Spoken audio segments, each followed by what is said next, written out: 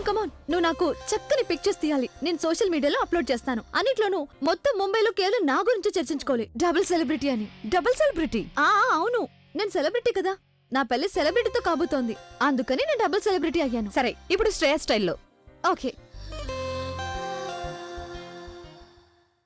Guys, రామ్లీలాలో Deepika style లాగా.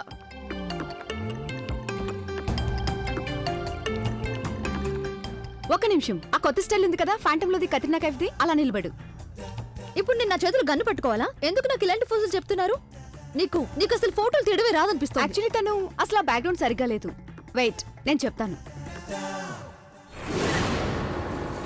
Wow, what a beauty. నువ్వెవరి photos తీస్తున్నావు? బ్రైట్ ని నేను నా ఫోటోస్ తీయాలి. యు నో వాట్, మీ వల్ల ఏది కాదు. మీరు ఇక్కడ నుంచి వెళ్ళిపోండి, నేను సెల్ఫీస్ తీసుకుంటాను. నువ్వు కూడా ఇక్కడ నుంచి వెళ్ళు.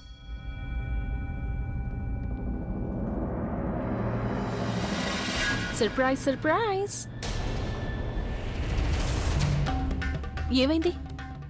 సెల్ఫీ తీసుకుంటున్నావా? ఒక్క నిమిషం ఆగు.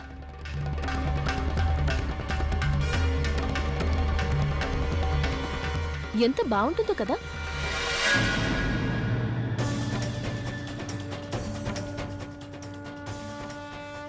ఒకవేళ కెమెరా బయటున్న సౌందర్యంతో పాటు లోపలున్న చెడలవాట్లను కూడా క్యాప్చర్ చేస్తే?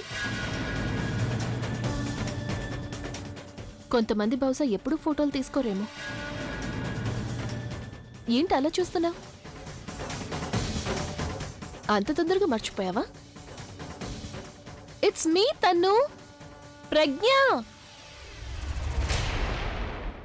ప్రజ్ఞ? ఆశ్చర్యంగా ఉంది. కళ్ళ చూడు, నేను తీసేస్తే కళ్ళు నీకు కనిపించడం లేదా?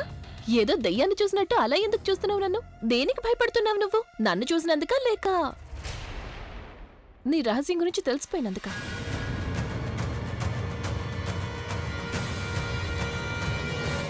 లేదు, నువ్వు ప్రజ్ఞ అయ్యే అవకాశం లేదు.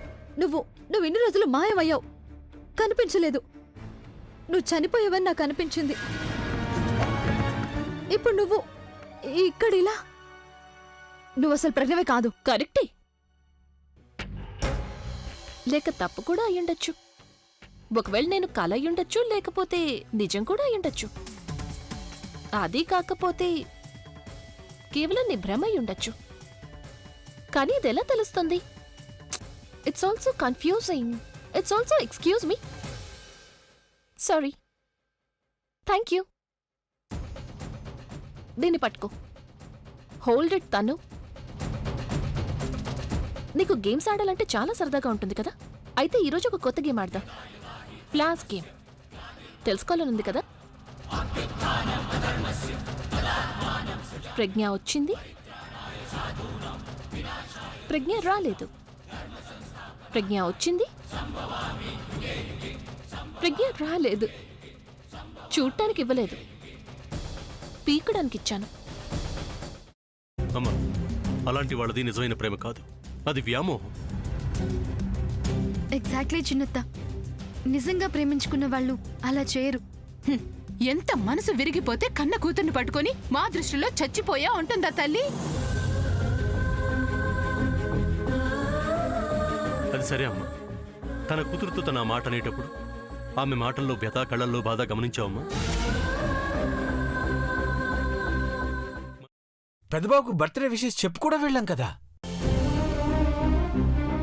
ఊరికే ఎలా కాలిపోతుంది? మంట పెడితేనో పడితేనో తగలబడుతుంది.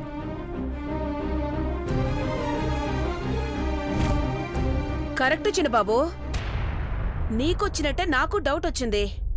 పార్వతే షర్టును తగలబెట్టిందనుకుంటా.